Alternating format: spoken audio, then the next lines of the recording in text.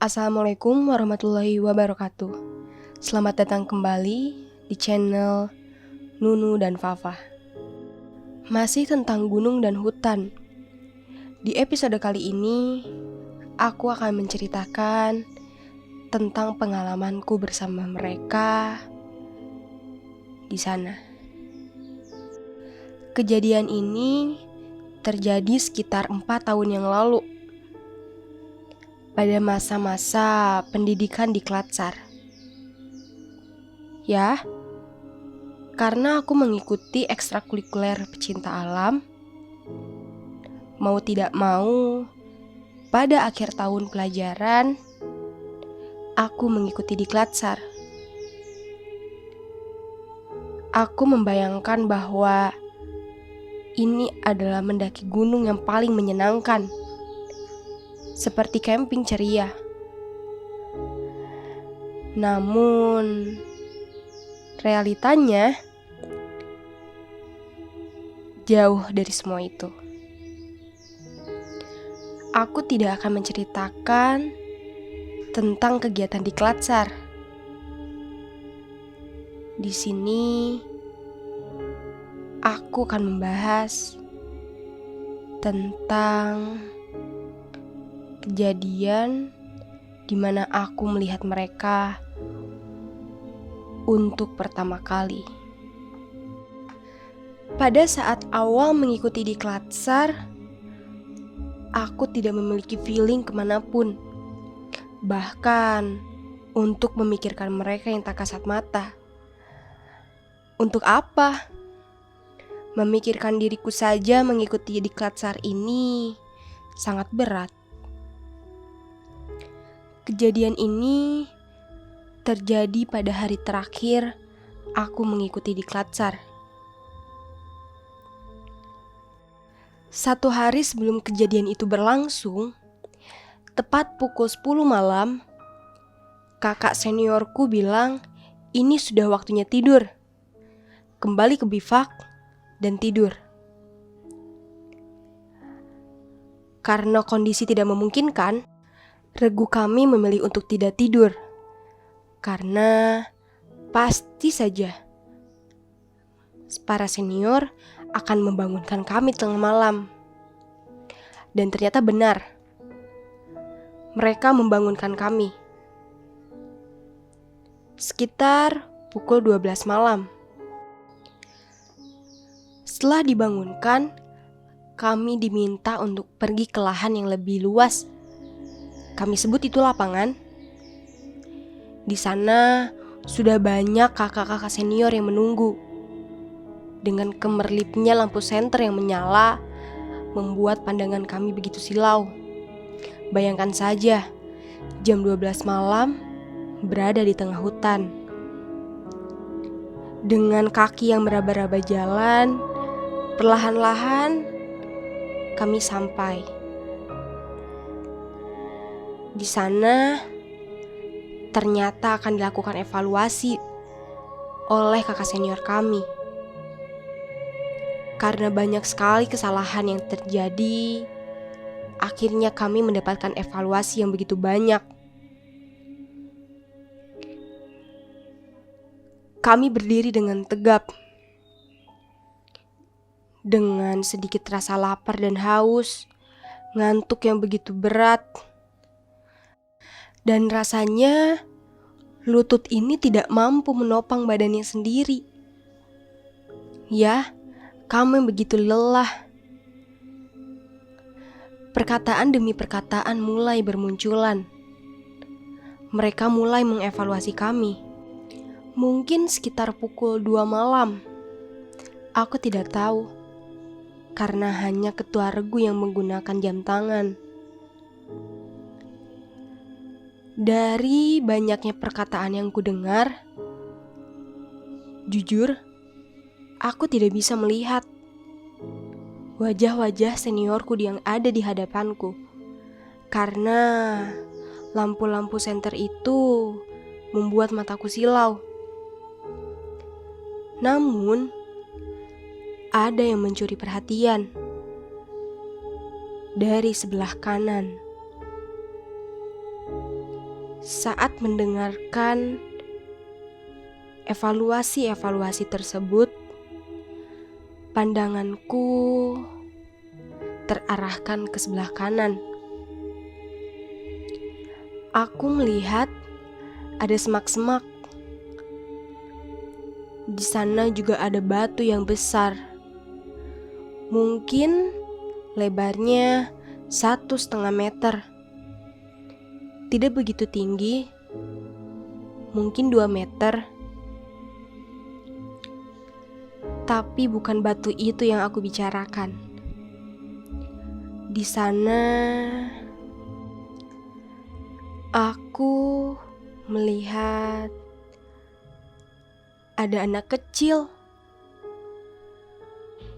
Dia perempuan, menggunakan poni, rambutnya sebahu.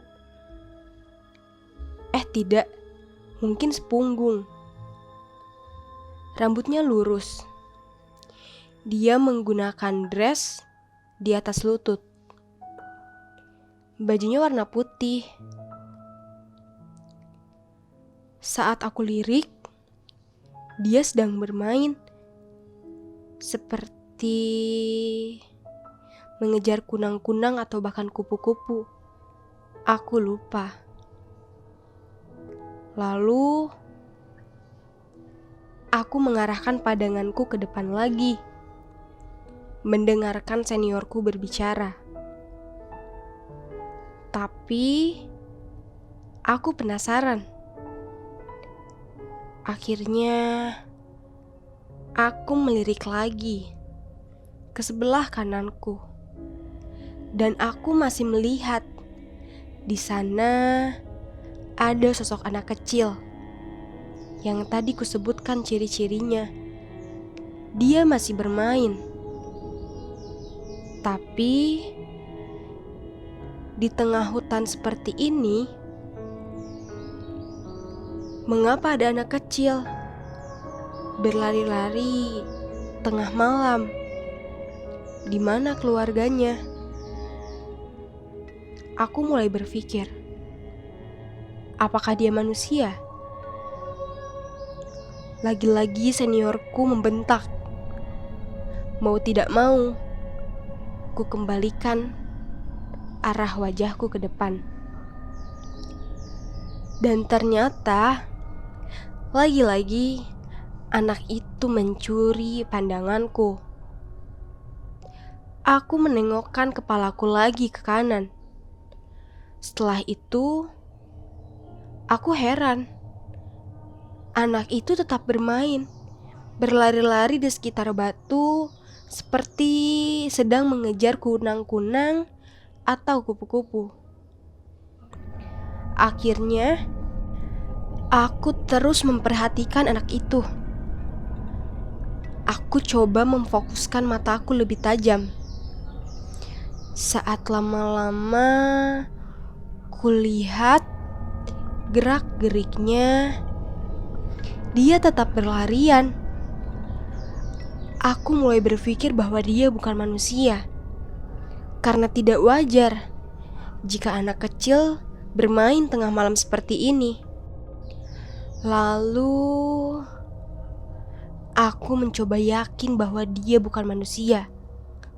Lagi-lagi pikiran liar ini mengsuges otakku, karena kemungkinan bahwa dia manusia itu sudah tidak mungkin. Tidak akan ada anak kecil yang bermain di dalam hutan seperti ini. Beberapa detik kemudian, dia berlari mengejar kupu-kupu atau kunang-kunang itu.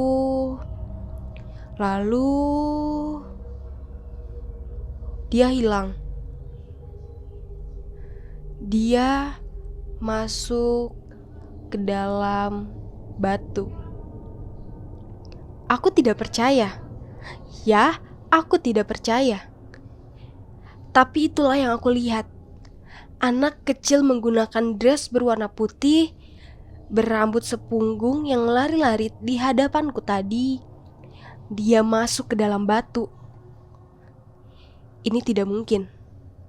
Tidak mungkin. Setelah beberapa saat, aku mencoba mengalihkan lagi fokusku.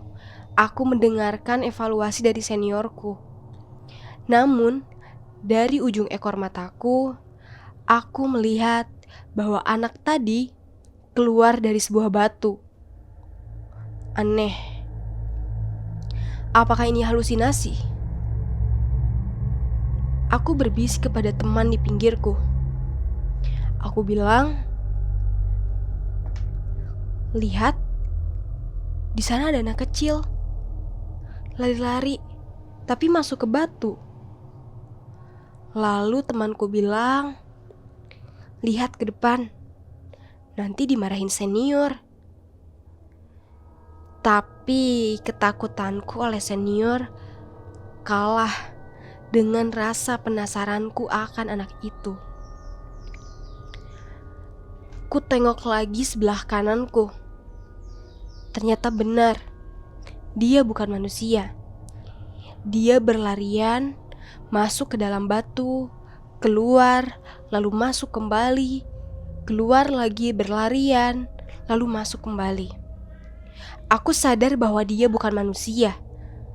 Maka dari itu, aku memilih untuk melupakannya. Aku berpura-pura bahwa aku tidak melihatnya. Hari berjalan.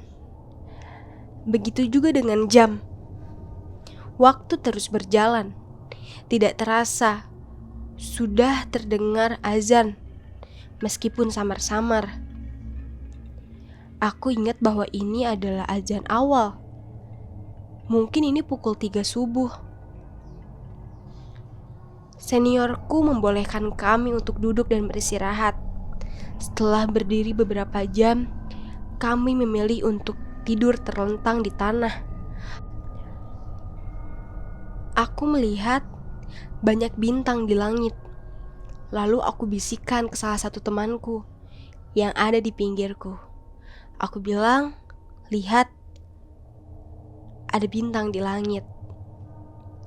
Setelah itu, kami melanjutkan evaluasi dengan posisi kami duduk.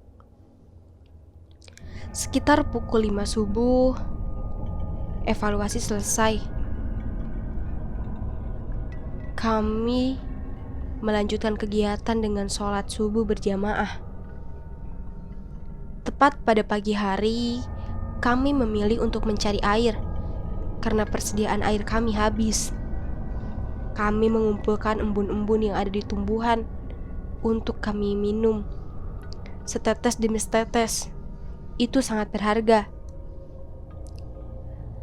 Pada saat mencari air tersebut, aku bilang kepada seniorku bahwa aku melihat ada anak kecil. Dia main mengelilingi batu itu seperti mengejar sesuatu. Tapi aku bilang anak kecil itu masuk ke dalam batu. Seniorku langsung terkejut. "Kapan?" Aku bilang, "Saat malam, saat evaluasi." Aku menunjukkan batunya. Aku bilang, "Di sana." Setelah itu seniorku bilang, "Banyak berdoa." Beberapa menit kemudian, setelah kami selesai mengambil embun untuk minum, seniorku datang membawa segelas air yang telah diberi doa. Lalu kami disuruh meminum air tersebut. Katanya agar tidak terjadi hal-hal yang tidak diinginkan. Mungkin sampai di sini dulu ceritanya. Masih banyak cerita-cerita mistis yang aku alami. Mungkin bukan cerita mistis, namun pengalaman bersama mereka yang aku alami di gunung atau hutan. Sampai bertemu di episode selanjutnya. Jangan lupa untuk subscribe channel ini dan like serta komen, berikan pendapat kalian tentang podcast ini. Jika kalian yang memiliki cerita yang sama kalian bisa menulisnya di kolom komentar. Terima kasih bagi kalian yang sudah mendengarkan. See you next time. Bye-bye.